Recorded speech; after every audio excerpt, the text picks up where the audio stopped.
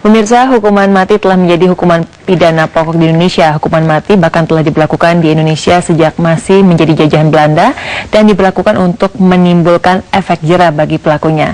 Sampai saat ini terus terjadi pro dan kontra penerapan hukuman mati. Ya, Anda menyaksikan Public Order sore ini dan kita membahas mengenai relevankah hukuman mati di Indonesia. Bersama saya Prima Genuita, di sini telah hadir seorang cendekiawan Islam yaitu Zuhairi Misrawi dan juga Direktur Program Imparsial yaitu Al Araf. Selamat sore Mas Aal dan juga Gusmis. Selamat sore. Ini membicarakan hukuman mati apakah masih relevan di zaman sekarang. Mungkin kita ingin lihat dulu nih Mas Aal. Sejauh ini mungkin kita dalam 10 tahun terakhir ini saja, bagaimana sebenarnya penerapan hukuman mati di Indonesia dibandingkan mungkin periode sebelumnya? Ya, memang di masa 10 tahun ini kurang lebih ada sekitar 21 orang telah dieksekusi mati dan 204 orang sedang menunggu proses hukum lanjutan terkait dengan hukuman mati. Nah, yang ironis adalah di masa pemerintahan SBY cukup sangat banyak eksekusi yang dilakukan. Kurang lebih dari 21 eksekusi yang terjadi di masa reformasi ini, di masa pemerintahan SBY ada 16 eksekusi mati. Nah, menurut saya di situ ada inkonsistensi pemerintahan di dalam menghormati hak asasi manusia. Di satu sisi kita akui bahwa Presiden telah melakukan langkah baik di dalam melakukan ratifikasi terhadap konvensi hak sipil dan politik yang di dalamnya adalah pengakuan hak hidup yang konsekuensinya sesungguhnya hukuman mati seharusnya ditiadakan.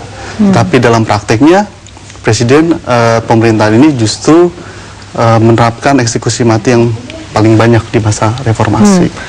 Menurut Anda mengapa penerapan hukuman mati ini untuk saat ini, kalau dari jawaban Anda tadi saya melihat berarti Imparsial menganggap hukuman mati tidak lagi relevan diterapkan, begitu ya Mas ya? Ya, betul sekali. Nah, mengapa ini tidak relevan sedangkan ini juga masih diterapkan di banyak negara? Kita lihat beberapa negara besar seperti Amerika Serikat, China misalnya juga masih menerapkan hukuman mati meskipun banyak negara yang juga sudah menghapuskannya. Ya.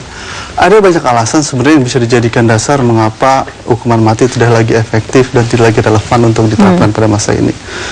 Setidaknya kurang lebih ada dua alasan. Pertama adalah hak hidup adalah hak yang diakui oleh konstitusi sebagaimana diatur dalam pasal 28I Undang-Undang Dasar, yang konsekuensinya maka pemerintahan harus menaati konstitusi itu sendiri.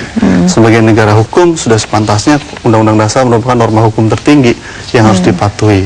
Dalam konteks itu alasan konstitusional tentunya menjadi alasan yang paling sangat kuat untuk menghapuskan hukuman mati di Indonesia. Yang kedua adalah alasan bahwa hukuman mati tidak bisa dikoreksi apabila di satu saat ada satu kesalahan hukuman yang dilakukan oleh pengadilan. Bisa ditemukan bukti baru atau... Persis. Sementara di sisi lain kita tahu sistem penegakan hukum di Indonesia masih sangat bobrok. Korupsi di institusi penegak hukum merupakan persoalan yang sangat serius hingga hari ini, dan juga kita lihat bagaimana rekayasa kasus seringkali terjadi dalam beberapa kasus, seperti dalam kasus Jombang, dalam pembunuhan yang dilakukan oleh Rian yang kemudian terbukti sebelumnya ada 4 orang yang diduga melakukan pembunuhan tersebut tetapi salah, padahal sudah diproses secara hukum. Ada upaya pemaksaan, pemutarbalikan bukti di dalam proses hukum. Ini jadi persoalan. Jadi karena proses hukumnya sendiri juga masih belum baik begitu ya? Ya, sangat bobrok sistem penegakan hukum hari ini. Kita lihat bahwa indeks korupsi yang dilakukan oleh Transparansi Internasional menunjukkan bahwa institusi penegak hukum, institusi kepolisian menjadi institusi yang persoalan dalam konteks korupsi. Nah, kalau dari kacamata hukum Islam seperti apa, Gusmis? Iya, saya kira ini harus diletakkan konteks historisnya bahwa hukuman mati ini adalah hukum yang dianut oleh agama-agama sebelum Islam, terutama Yahudi ya. Jadi poinnya adalah bahwa hukuman mati itu bukan hukuman Islam, itu hukuman yang diterapkan oleh agama-agama samawi seperti Yahudi. Itu yang pertama. Yang kedua, di dalam tradisi Islam kemudian salah satu mazhab yang mengadopsi hukuman mati yang sangat ketat adalah Imam Syafi'i.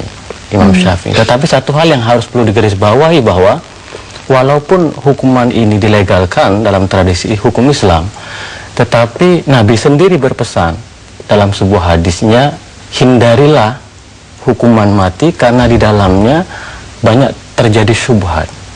Artinya? Artinya tadi seperti kata Al, tidak bisa dikoreksi kalau salah. Jadi harus hati-hati. Oleh karena itu para sejarawan apakah Nabi menerapkan hukuman mati atau tidak di masa hidupnya itu masih berdebat. Ada yang mengatakan ya hukuman mati ada, tetapi Nabi tidak menerapkan, tetapi Nabi menerapkan.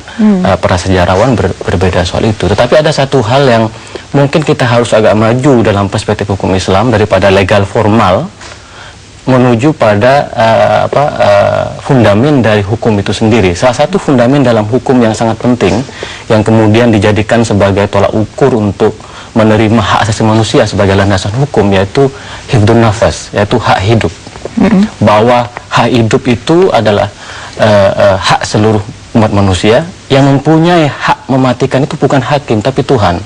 Jadi sebenarnya secara filosofi hukum Islam, penerapan hukuman mati itu mengambil alih otoritas Tuhan. Karena yang bisa mencabut nyawa itu bukan hakim, bukan polisi, bukan tentara, tetapi Tuhan sungguh yang punya hak. Tapi kalau kita kan memang di sini masih melihat dari segi legal formalnya, kalau memang itu ada di Al-Quran hadis, itu kan itulah yang menjadi salah satu pijakan kenapa di Indonesia hukuman mati hingga saat ini juga belum dihapuskan begitu misalnya. Saya rasa persoalannya Indonesia bukan negara berdasarkan agama, tapi Indonesia negara berdasarkan Pancasila yang mematuhi konstitusi.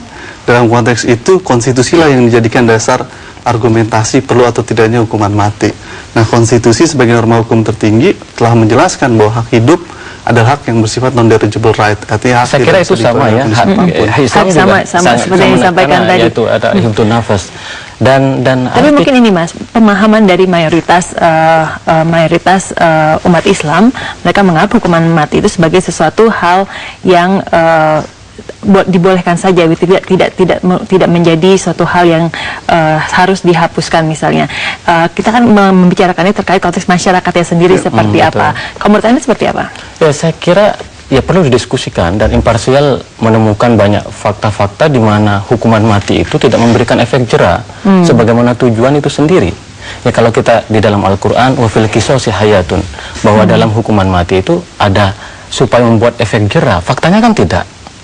Jadi sekarang apakah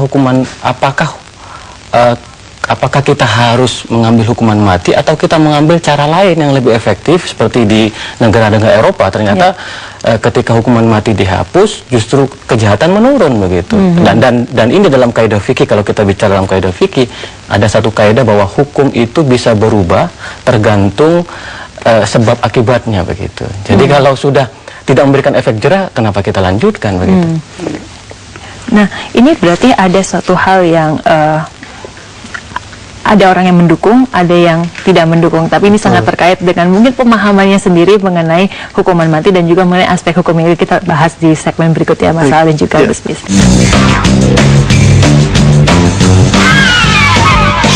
Didukung oleh